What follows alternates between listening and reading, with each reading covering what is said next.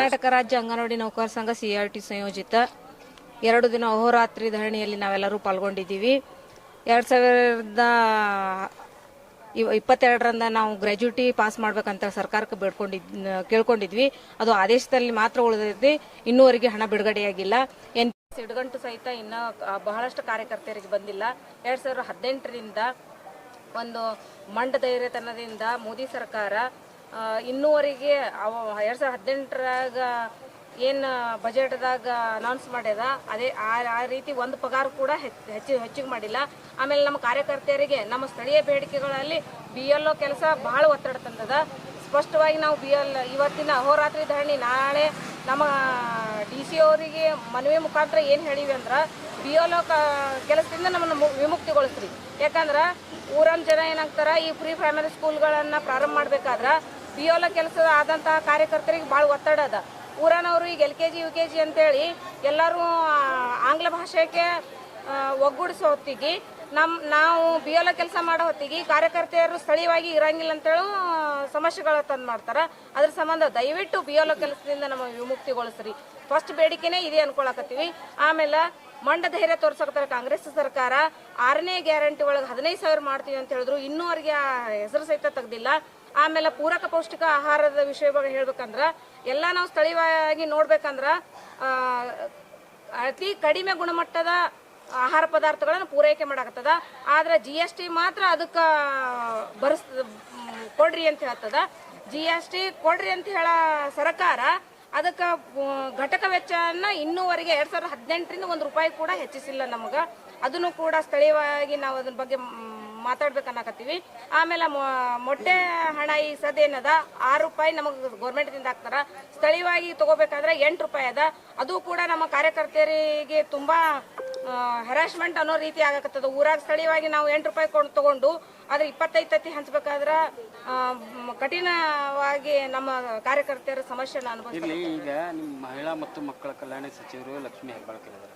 ಅವ್ರಿಗೆ ಏನು ಹೇಳಕ್ ಇಷ್ಟಪಡ್ತೀರಿ? ಅವರು ಒಬ್ರು ಸಚಿವರಾಗಿ ಅವ್ರಿಗೆ ಏನು ಹೇಳಕ್ ಇಷ್ಟಪಡ್ತೀರಿ? ಗ್ರಾಜ್ಯುಟಿ ಹಣಗಳನ್ನ ಬಿಡುಗಡೆ ಮಾಡಿ ದಯವಿಟ್ಟು ನಮಗ D ಅಥವಾ C ಅಥವಾ ಕಾರ್ಯಕರ್ತೆಯರಿಗೆ C ಮತ್ತು ಸಹಾಯಕರಿಗೆ D ದರ್ಜೆಯ ನೌಕರರನ್ನಾಗಿ ಪರಿಗಣಿಸ್ರಿ ಅಂತ ಕಾಯಂ ಮಾಡ್ರಿ. ಇನ್ನೊಂದು ಹೇಳಕ್ ಇಷ್ಟಪಡ್ತೀನಿ, 6ನೇ ವೇತನ 6ನೇ ಗ್ಯಾರಂಟಿ ಒಳಗೆ ₹15,000 ಮಾಡಬೇಡ್ರಿ ನಮಗ. ಆದ್ರ ಕಾಯಂ ಮಾಡ್ರಿ, ನಮಗ ಕನಿಷ್ಠ ವೇತನ ಕೊಡ್ರಿ, ಸಮಾನ ದುಡಿಮೆಗೆ ಸಮಾನ ವೇತನ ಕೊಡ್ರಿ ಅಂತೇಳಿ ದಯವಿಟ್ಟು ನಮ್ಮ ಹೆಬ್ಬಾಳ್ಕರ್ ಮೇಡಮ್ ಅವರಿಗೆ ಕೈ ಮುಗಿದು ಕೇಳ್ಕೊತೀವಿ ನಾವು. ಆಮೇಲೆ ಇನ್ನೊಂದು, ನಮ್ಮಲ್ಲೇನೆ LKG UKG ಪ್ರಾರಂಭ ಮಾಡ್ರಿ. ಈಗ ಪ್ರತಿಯೊಂದು ಕನ್ನಡ ಶಾಲೆಯೊಳಗ LKG UKG ತರಾಕತ್ತಾರ. ಆದ್ರೆ ನಮ್ಮನ್ನೇ LKG UKG ಟೀಚರ್ಸ್ ಅನ್ನಾಗಿ ಮಾಡ್ರಿ ಅಂತೇಳಿ ನಮ್ಮ ಹೆಬ್ಬಾಳ್ಕರ್ ಮೇಡಮ್ ಅವ್ರಿಗೆ ಹೇಳಕ್ ಇಷ್ಟಪಡ್ತೀನಿ. ಪ್ರತಿಭಾ ಕುರುಡೆ.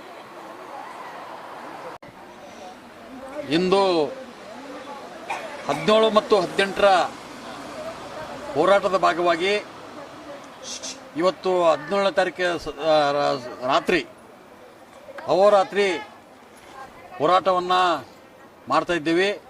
ಅದ್ರ ಜೊತೆಯಲ್ಲೇ ಇವತ್ತು ಏನು ಅಧಿವೇಶನ ಬೆಳಗಾವಿನಲ್ಲಿ ಅಧಿವೇಶನ ನಡೆದದ, ಆ ಅಧಿವೇಶನದಲ್ಲಿ ಅಂಗನವಾಡಿಯ ಸಮಸ್ಯೆಗಳ ಬಗ್ಗೆ ನಮ್ಮ ಭಾಗದ ಶಾಸಕರಾಗಿರ್ಬೋದು, ಮಂತ್ರಿಗಳಾಗಿರ್ಬೋದು, ಅವರೆಲ್ಲರೂ ಕೂಡ ಮಾತಾಡಬೇಕು ಅಂತೇಳಿ ನಾನು ಈಗ ರಾತ್ರಿಯಲ್ಲಿ ಅವರಿಗೆ ಒತ್ತಾಯ ಮಾಡ್ತೀನಿ.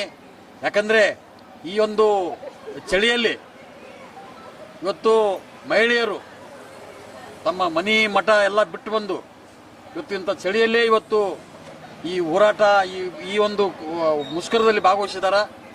ಇದನ್ನ ನೋಡಾದರೂ ಕೂಡ ಈ ಭಾಗದ ಶಾಸಕರು ಆಮೇಲೆ ಮಂತ್ರಿಗಳು ಅಲ್ಲಿ ಅಧಿವೇಶನದಲ್ಲಿ ಮಾತಾಡಬೇಕು, ಇವರ ಸಂಕಷ್ಟಗಳನ್ನ ಗಮನಿಸಬೇಕು ಅಂತೇಳಿ ಈ ಸಂದರ್ಭದಲ್ಲಿ ಹೇಳಬಯಸ್ತೇನೆ.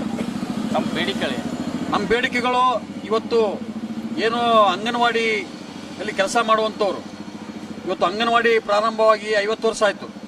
50 ವರ್ಷದಲ್ಲಿ ಇವತ್ತು ₹250 12,000ವರೆಗೆ ಇವತ್ತು ಏನು ವೇತನ ತಗೋತಾರ, ಅದು ಹೋರಾಟದಿಂದ ತಗೊಂತಾ ಇದ್ದಾರ. ಇವರು ಏನು ಕಾರ್ಯಕರ್ತರಾಗಿ ಕೆಲಸ ಮಾಡ್ತಾ ಇದ್ದಾರ. ಅದು ಆಗದೆ ಇವತ್ತು ಇವ್ರಿಗೆ ಒಂದು ಏನು ಗುಜರಾತ್ ಹೈಕೋರ್ಟ್ ಒಂದು ಆದೇಶವನ್ನು ನೀಡಿದೆ. ಆದೇಶ ಪ್ರಕಾರ ಕಾರ್ಯಕರ್ತರನ್ನ C ಗ್ರೂಪ್ ಮತ್ತು ಸಹಾಯಕಿಯರನ್ನ ಡಿ ಗ್ರೂಪ್ ಅಂತೇಳಿ ನೇಮಕಾತಿ ಮಾಡಬೇಕು ಅಂತೇಳಿ ನಾನು ಆದೇಶ ಮಾಡಿದ. ಅದರ ಪ್ರಕಾರ ಅವರಿಗೆ ನೇಮಕಾತಿಯನ್ನು ಕೊಡಬೇಕು, ಇಲ್ಲ ಅಂದ್ರೆ ಕನಿಷ್ಠ ಕೂಲಿಯನ್ನಾದರೂ ನೀಡಬೇಕು ಅಂತ ಹೇಳಿ ಈ ಸಂದರ್ಭದಲ್ಲಿ ನಾವು ಈ ಅಹೋರಾತ್ರಿ ಹೋರಾಟವನ್ನು ಮಾಡ್ತಾ ಇದ್ದೀವಿ. ಅಲ್ಲ, ಈ ಮುಂಚೆ ನೀವು ಎಲ್ಲ ಹೋರಾಟ ಮಾಡಿದ್ರಿ, ತಮಗೆ ಏನು ಆಶ್ವಾಸನೆ ಕೊಟ್ಟಿದ್ರು? ಇಲೆಕ್ಷನ್ಗೆ 2023 ಇಲೆಕ್ಷನ್ಗಿಂತ ಮುಂಚೆ ನಿಮ್ಗೆ ಏನು ಆಶ್ವಾಸನೆ ಕೊಟ್ಟಿದ್ರು ಅದ್ರ ಬಗ್ಗೆ? ಈ ಕಾಂಗ್ರೆಸ್ ಸರ್ಕಾರ ಬರುವಕ್ಕಿಂತ ಮುಂಚೆ ಚುನಾವಣೆ ಸಂದರ್ಭದಲ್ಲಿ, ಈ ಚುನಾವಣೆಯಲ್ಲಿ ನಾವು ಆರಿಸಿ ಬಂದಿದ್ದೇ ಆದ್ರೆ 15,000 ರೂಪಾಯಿ ವೇತನ ಮಾಡ್ತೀವಿ ಅಂತೇಳಿ ಹೇಳಿದ್ರು. ಆದ್ರೆ ಈಗ ಮರ್ತಿದ್ದಾರೆ ಅನ್ನೋ ರೀತಿಯಲ್ಲಿ ಅವರು ವರ್ತನೆ ಮಾಡ್ತಾ ಇದ್ದಾರೆ. ಅದು ತಕ್ಷಣವೇ ಈ ನಮ್ಮ ರಾಜ್ಯದ ಮುಖ್ಯಮಂತ್ರಿಗಳು ಸಿದ್ದರಾಮಯ್ಯನವರು ಅವರು ತಕ್ಷಣವೇ ಈ ಕ್ರಮವನ್ನು ತಗೋಬೇಕು, 15,000 ವೇತನನಾದರೂ ನೀಡಬೇಕು ಅಂತೇಳಿ ಈ ಸಂದರ್ಭದಲ್ಲಿ ಹೇಳ್ಬೋದು. ನನ್ನ ಹೆಸರು ಲಕ್ಷ್ಮಣ ಹಂದ್ರಾಳ್, CITನ ಜಿಲ್ಲಾ ಪ್ರಧಾನ ಕಾರ್ಯದರ್ಶಿ.